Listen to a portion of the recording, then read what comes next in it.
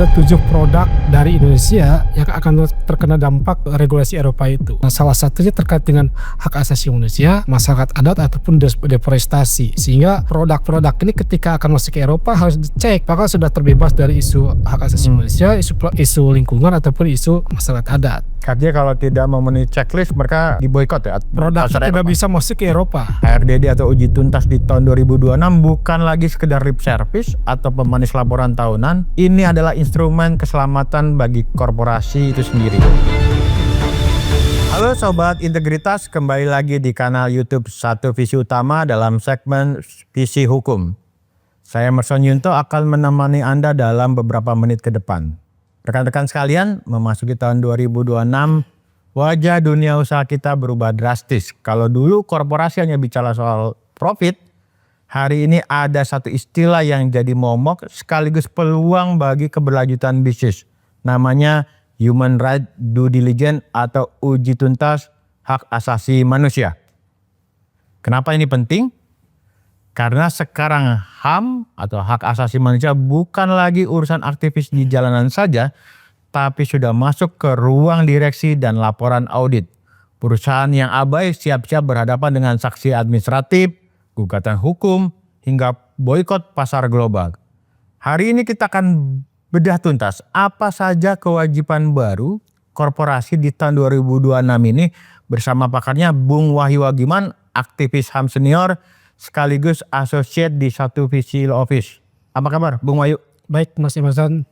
Mas Wahyu, di tahun 2026 ini apakah uji tuntas HAM atau HRDD ini masih bersifat sukarela atau sudah menjadi mandatori bagi korporasi di Indonesia?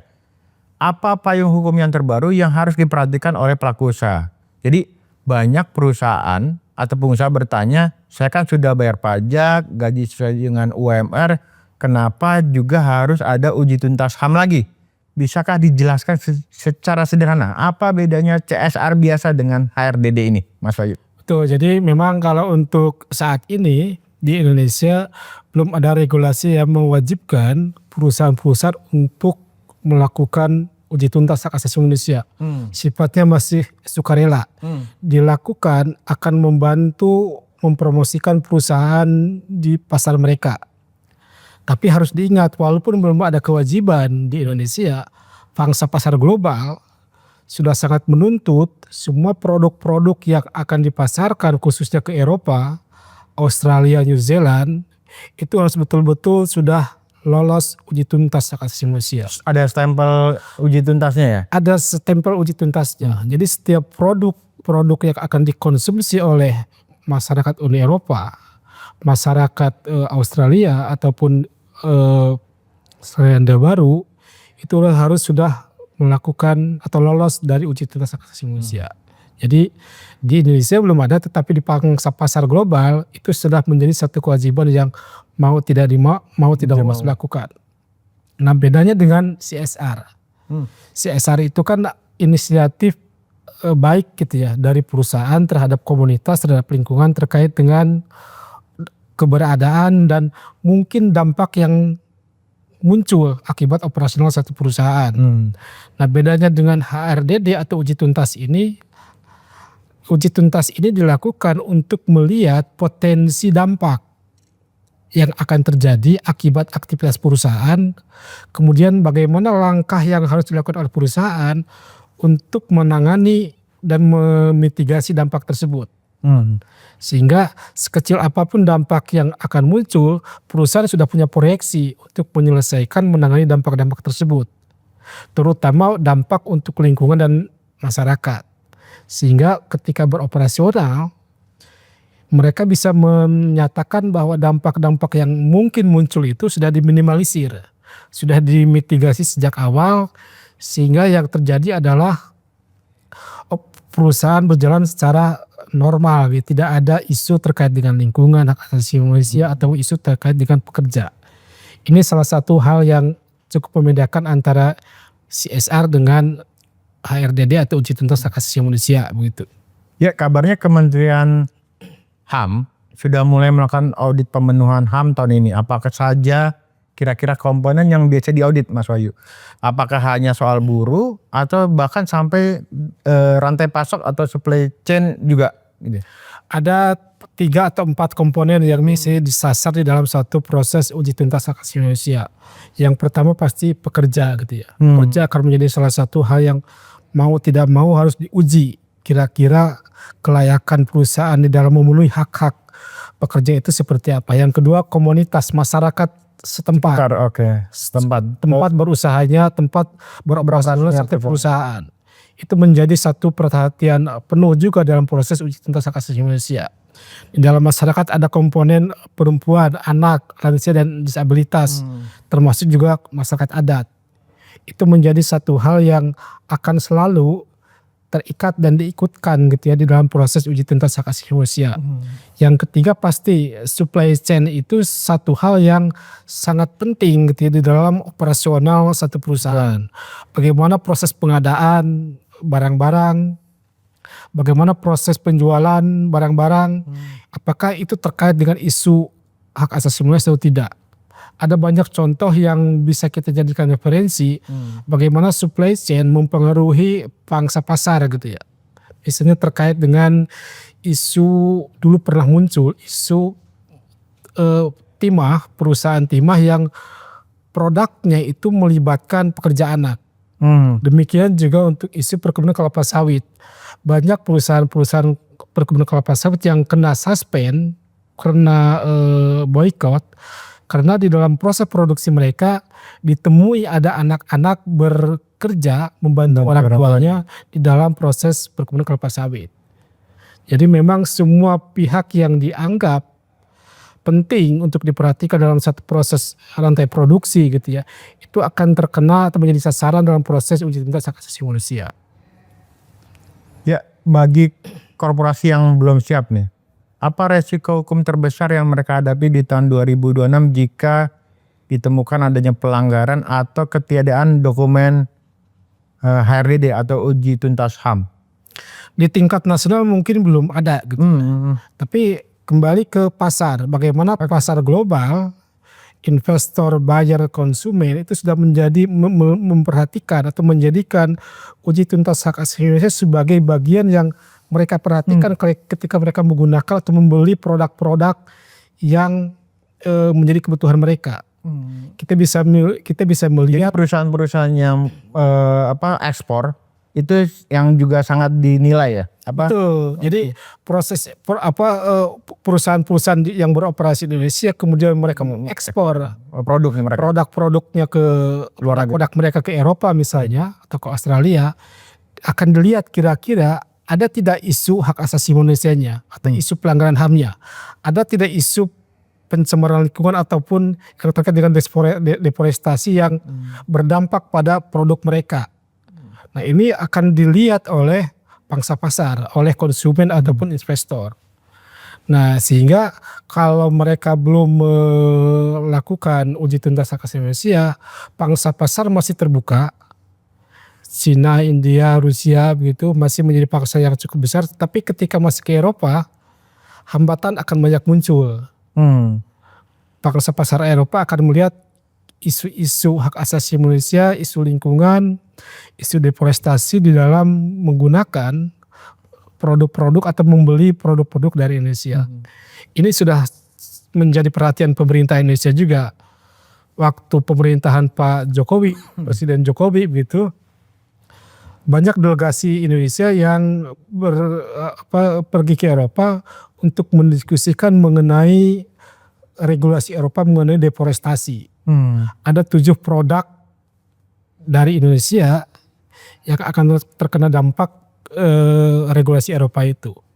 Nah salah satunya terkait dengan hak asasi manusia, masyarakat adat ataupun deforestasi. Sehingga produk-produk ini ketika akan masuk ke Eropa harus dicek tuh apakah sudah terbebas dari isu hak asasi manusia, isu lingkungan ataupun isu masyarakat adat. Artinya kalau tidak memenuhi checklist mereka diboikot ya, atau tidak bisa dijual. Produk tidak bisa masuk ke Eropa. Bahkan tidak bisa masuk. Tidak bisa masuk ke Eropa. Karena salah satu isu yang juga penting untuk dilihat gitu ya, terkait dengan Uni Eropa sudah menggunakan geolokasi. Jadi produk-produk yang dihasilkan di Indonesia itu sudah ditempel kalau kita bilang Barcode ya, bukan? Semacam DNA apa namanya? Kalau kita pakai Google Map misalnya, Google Map oke. geolokasi gitu. Geolokasi. Nah itu produk itu dihasilkan dari wilayah mana misalnya Sumatera, Kalimantan atau Sulawesi.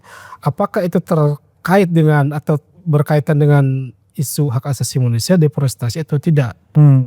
Jadi ketika produk itu masuk ke Eropa, konsumen atau buyer sudah tahu nih produk ini dihasilkan dari kabupaten A yang bebas deforestasi, bebas isu lingkungan, bebas isu masyarakat adat misalnya. Nah ini yang betul-betul harus diperhatikan oleh produsen ataupun perusahaan-perusahaan yang ada di Indonesia. Oke, sebagai advokat yang sering menangani kasus, apa langkah yang harus dilakukan oleh manajemen perusahaan agar mereka comply dengan aturan HRDD atau uji tuntas HAM tanpa harus mengganggu operasional bisnis perusahaan? Satu hal yang pertama kali dan ini cukup mendasar berkaitan dengan kebijakan hak asasi manusia. Jadi seluruh perusahaan-perusahaan Indonesia sebaiknya menjadikan kebijakan hak asasi manusia sebagai satu hal yang harus dibuat gitu ya. Untuk pertama kali mereka membentuk kebijakan hak asasi manusia. Yang kedua menyiapkan langkah-langkah untuk melakukan uji tuntas hak asasi manusia. Jadi sebagai dasar atau awalan kebijakan hak asasi manusia, kemudian langkah-langkah persiapan untuk melakukan uji tuntas hak asasi manusia. Nah, langkah ketiga baru melakukan uji tuntas hak asasi manusia. Dan ini prosesnya bisa dilakukan secara bertahap gitu ya. Pasar atau investor atau buyer dia akan menghargai proses yang terjadi. Ada persiapan awal kebijakan hak asasi manusia yang kemudian diikuti dengan tindakan lainnya, yang itu bisa dinilai sebagai langkah progresif gitu ya.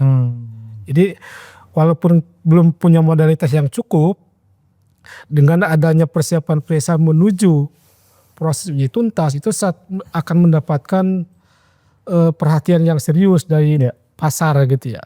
Dan itu saya pikir akan menjadi satu ala insentif gitu ya untuk perusahaan-perusahaan Indonesia bahwa mereka sudah mulai komit dengan isu hak asasi manusia. Dan itu akan sangat dihargai oleh buyer-buyer investor dari Eropa terutama begitu ya. Bung Wahyu apakah juga melihat adanya pergeseran minat investor yang kini hanya mau menyuntikkan dana ke perusahaan-perusahaan yang punya skor HRDD yang bagus? Khususnya dari investor Eropa gitu ya. Betul, itu menjadi salah satu concern juga dari Eropa terutama karena kampanye di Eropa terkait dengan produk-produk yang katakanlah ramah hak asasi manusia, ramah lingkungan itu sangat besar gitu ya. Peluangnya untuk dapat suntikan dana.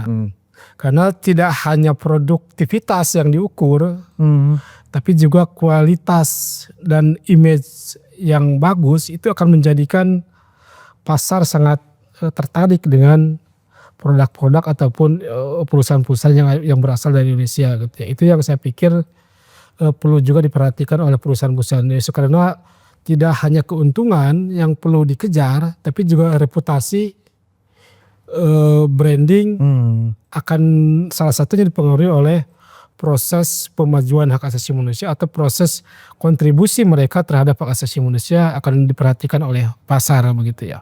Oke, terima kasih penjelasannya Bung Wahyu. Jadi jelas ya Sobat Visi Utama, HRDD atau uji tuntas di tahun 2026 bukan lagi sekedar lip service atau pemanis laporan tahunan. Ini adalah instrumen keselamatan bagi korporasi itu sendiri. Melakukan uji tuntas HAM berarti memitigasi resiko hukum dan finansial sejak dini. Hak asasi manusia bukan penghambat bisnis, justru HAM adalah fondasi agar bisnis Anda bisa berumur panjang dan diterima oleh masyarakat global. Jika korporasi Anda butuh panduan lebih lanjut, jangan ragu untuk berkonsultasi dengan para ahli hukum yang tepat, termasuk juga visi integritas Mas Wahyu ya.